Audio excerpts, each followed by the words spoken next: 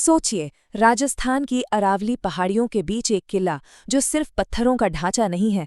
नहीं, ये एक ऐसी दास्तां है जो डर, रहस्य और एक कभी न खत्म होने वाले श्राप से बुनी गई है। चलिए, आज हम मिलकर भानगढ़ के उन्हीं दफन राजों से पर्दा उठाते हैं। ये वो किला है जहां सूरज ढलते ही सन्नाटा चीखने लगता है। दिन के उजाले में तो हाँ, ये अपनी खूबसूरती से सबको लुभाता है, लेकिन जैसे ही सूरज डूबता है ना, यहाँ की हवा में एक अजीब सी फुसफुसाहट तैरने लगती है, एक चेतावनी। और जानते हैं, ये चेतावनी इतनी गंभीर है कि खुद भारत सरकार भी इसे नजरअंदाज नहीं कर पाती। तो समझ लीजिए, ये सिर्फ एक खंडहर नहीं है, ये एक ऐसा श्राप है जो आज भी सांस ले रहा है। लोग कहते हैं कि भानगढ़ की हर एक ईंट, हर पत्थर एक अनकही पीड़ा को अपने अंदर समेटे हुए है। कहानी तो सदियों पहले शुरू हुई थी, पर उसकी गूंज, वो गूंज आज भी उन खंडहरों में सुनाई देती है। जैसे जैसे ये कहानी खत्म हुई ही नहीं, इसका अंत तो अभी बाकी है। लेकिन क्या ये जगह हमेशा से ऐसी ही थी? इतनी वीरान, इतनी खौफनाक? नहीं, बिल्कुल नहीं। इस मौत जैसे सन्नाटे के पीछे एक जिंदा दिल, हंसता खेलता अतीत धड़कता था। तो चलिए वक्त में थोड़ा पीछे चलते हैं, जानते हैं इस कहानी को बिल्कुल। लीजिए जरा। सदियों पहले भानगढ़ एक खुशहाल और समृद्ध शहर हुआ करता था, जहां सूरज की रोशनी में महल चमकते थे, जहां के बाजार लोगों की चहल पहल से गुलजार रहते थे और जहां हवा में संगीत और हंसी की आवाजें गूंजती थीं। भानगढ़, आप कह सकते हैं, सिर्फ एक शहर नहीं, बल्कि अपने आप में एक जश्न था, जिंदगी का जश्न। और उस जश्न की, उस शान की सबसे बड़ी वजह राजकुमारी रत्नावती। उनकी खूबसूरती, अरे उनके चर्चे सिर्फ भानगढ़ के महलों तक नहीं थे, नहीं, बल्कि हवाओं के साथ दूर दूर देशों तक पहुंचते थे। वो भानगढ़ की पहचान थी, उसका गुरूर थी। पर कहते हैं ना, जहां इतनी रोशनी हो, वहां एक काला साया भी अपनी जगह बना ही लेता है। और बहुत जल्द भानगढ़ की इस खुशहाली पर एक बहुत भयानक नजर पड़ने वाली थी। एक ऐसा साया जो सब कुछ निगल जाने को तैयार था। पास ही रहता था एक तांत्रिक, नाम था सिंघिया, काले जादू का माहिर। और उसकी नजर जब राजकुमारी रत्नावती पर पड़ी, तो वो उनकी खूबसूरती का दीवाना नहीं हुआ, वो जुनूनी हो गया, एक खतरनाक जुनून। वो जानता था, अच्छी तरह जानता था कि वो राजकुमारी को कभी पा नहीं सकता। तो उसने क्या किया? उसने अपने सबसे खतरनाक हथियार का इस्तेमाल करने का फैसला किया, काला जादू। और यहीं से शुरू हुई वो खतरनाक योजना। सिंघिया ने एक शैतानी साजिश रची।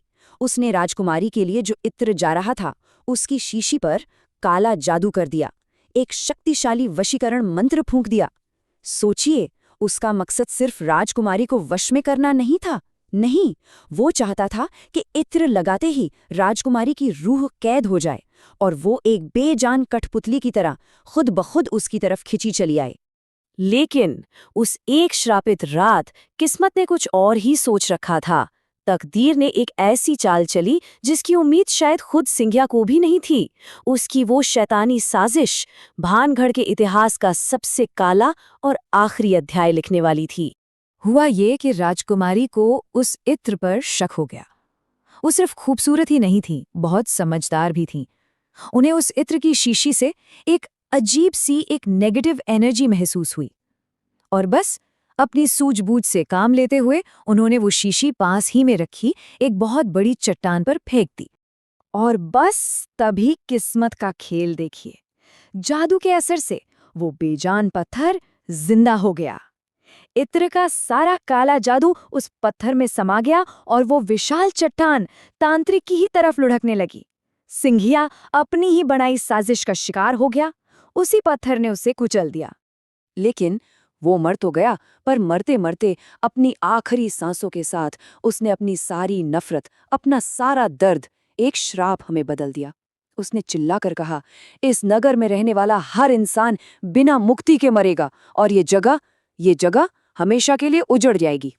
और वो सिर्फ एक मरते हुए तांत्रिक के शब्द नहीं थे, नहीं, वो तो भानगढ़ की किस्मत थी जो लिखी जा चुकी थी, एक ऐसी स्याही से जिसे अब कोई नहीं मिटा सकता था। श्राप दिया जा चुका था और अब बस तबाही शुरू होनी थी। और ठीक वैसा ही हुआ। श्राप के कुछ ही समय बाद भानगढ़ पर एक भयानक हमला हुआ। कहते हैं कि वो लड़ाई इतनी विनाशकारी थी कि रातों रात पूरा का पूरा शहर तबाह हो गया। हजारों लोग मारे गए, उनकी चीखें हमेशा के लिए वहीं की हवा में दफन हो गई और भविष्यवाणी सच हो गई। तो जहां कभी महल हुआ करते थे, वहां अब सिर्फ खंडहर थे। जहां खुशियों की गूंज थी, वहां अब एक बहरा कर देने वाली खामोशी थी। सब कुछ खत्म हो चुका था। और लोग कहते हैं कि वो श्राप आज भी जिंदा है। उन खंडरों में आज भी वहां जो लोग जाते हैं वो कुछ अजीबोगरीब अनुभवों के बारे में बताते हैं। कहते हैं कि रात में वहां से अजीब अजीब आवाजें आती हैं, कभी कदमों की आहट, कभी किसी के रोने की आवाज, और कुछ तो ये भी दावा करते हैं कि अंधेरे में कोई उनके कान में फुसफुसाता है। शायद यही वजह है कि आज भी आर्कियोलॉजिकल सर्वे ऑफ इंडिया यानी भारतीय पुरातत्व सर्वेक्षण ने वहां एक बोर्ड लगा रखा है जिसपे साफ साफ लिखा है सूर्यास्त के बाद प्रवेश पूरी तरह से वर्जित है। पर सवाल ये उठता है कि क्या ये सिर्फ एक कहानी है या उन दीवारों के पीछे वाकई कोई राज छुपा है। और बस यही सवाल भानगढ़ को इतिहास और एक डरावनी पहेली के बीच लाकर खड़ा कर देता है। एक अनसुलझा सवाल, मिथक या हकीकत। एक तरफ है हमारा लॉजिक, हमारी साइंस, और दूसरी तरफ हैं लोगों के वो अनुभव जिन्हें वो कभी बुला नहीं पाए। अब देखिए, भानगढ़ को लेकर दो तरह की बातें होती हैं। कई लोग मानते हैं कि ये सब मिथक है, मन का वहम है, लोकल कहानियां हैं बस। लेकिन वहीं दूसरी तरफ कुछ ऐसे लोग भी हैं जो वहां गए हैं और उनका दावा है कि उन्होंने वहां कुछ ऐसा महसूस किया है जिसे वो आज तक समझा नहीं पाए हैं। एक अजीब सी भारीपन वाली फीलिंग जिसे सिर्फ महसूस किया जा सकता है। तो असली सवाल क्या है? क्या भानगढ़ वाकई श्रापित है? क्या वो आत्माएं आज भी मुक्ति के लिए भटक रही हैं? या फिर ये सब सिर्फ इंसानी डर का एक खेल है, एक कहानी जिसे हम सब ने मिलकर जिंदा रखा है? या वाकई वहां कुछ है, कुछ ऐसा जो आज भी किसी के आने का इंतजार कर रहा है? इस सवाल का कोई पक्का जवाब किसी के पास नहीं है, लेकिन एक बात तो है, भानगढ़ की खामोशी आज भी बहुत कुछ कहती है। और क्या पता वो भटकती आत्माएं वाकई किसी का इंतजार कर रही हों।